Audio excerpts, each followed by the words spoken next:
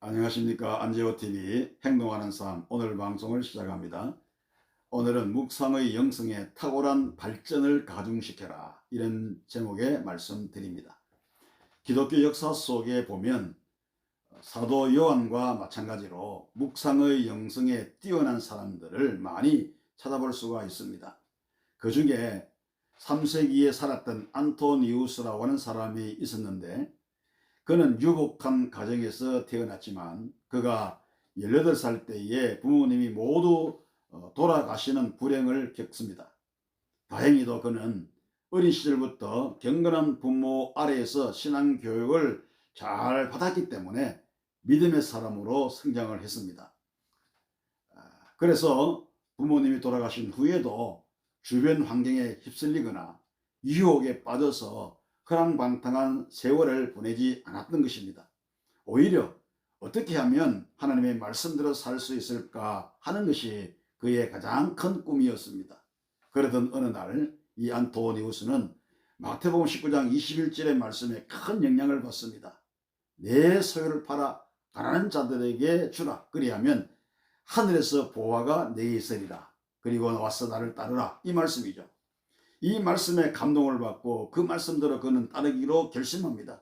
그래서 그는 유산으로 물려받은 모든 재산을 팔아서 가난한 자들에게 나누어 주었고, 그는 사막으로 들어갔습니다.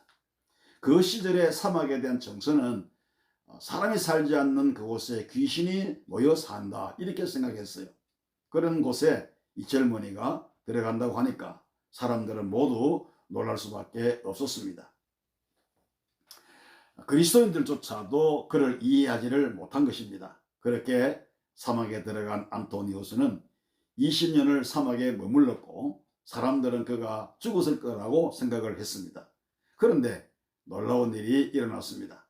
시간이 흐르면서 여행자들을 통해서 이런 소문이 들려오기 시작한 거죠.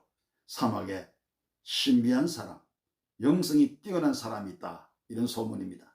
그래서 문제를 가진 사람들이 이 안토니우스를 만나기 위해서 사막으로 들어가기 시작합니다. 그런 안토니우스는 20년 동안 사막에서 그저 하나님만 생각하고 하나님과 깊이 교제하다가 세상으로 나왔습니다. 말씀대로 사는 삶이 사막에서만 가능한 것이 아니라는 사실을 깨달았기 때문에 세상으로 나온 것이죠. 세상으로 나온 그는 탄광으로 또는 빈민촌으로 다니면서 사람들에게 복음을 전하고 그들을 섬기기 시작합니다. 뿐만 아니라 그는 상류층 사람들에게도 복음을 전하기 시작했어요. 훗날 기독교를 공인했던 이 콘스탄티누스 1세도 그를 만나서 가르침 받고 싶어 했을 정도로 이 안토니우스는 당대의 현자이자 교회 지도자로 우뚝 선 것입니다. 그는 그렇게 평생을 복음 전하다가 105세의 나이로 세상을 떠났습니다. 성도 여러분, 하나님께서는 이 사도 요한이나 안토니우스와 같은 하나님의 사람들을 시대마다 계속해서 부르시고 일으키셨습니다. 그들로 하여금 그리스도를 닮는 일에 사슴이 시내모를 찾기에 갈급한 것과 같은 갈급함으로 갈구하게 하셨습니다. 그리고 그런 그들을 하나님은 사용하셨습니다. 우리가 하나님을 섬기기 위해서는 필요한 것들이 많이 있습니다. 건강이 필요하고요, 또 사회적 지위도 필요할 것이고, 물질도 필요할 것이고, 시간과 같은 것들도 필요합니다. 그러나 이런 것들은 절대적인 것은 될 수가 없는 것입니다. 흔히들 말하기를 아무리 맛있는 음식도 건강을 잃어버리면 무슨 소용인가 하죠. 건강이 없으면 아무리 진수성찬이 눈앞에 있어도 먹을 수 없다는 그런 말입니다. 설령 먹더라도 맛을 느낄 수가 없는 것입니다. 영적인 건강도 마찬가지입니다. 예수 그리스도를 닮는 영적 건강이 없으면 아무리 돈이 있고 아무리 뛰어난 재주가 있더라도 소용이 없습니다. 영적인 건강을 잃으면 그 많은 물질과 뛰어난 재주로 세상에서 헤매다가 정작 주님이 기뻐하시는 일에는 동참하지 못하는 경우가 비일비재합니다. 그래서 우리가 항상 염두에 두어야 하는 것은 누군가의 표현처럼 두잉의 문제가 아니라 being의 문제입니다.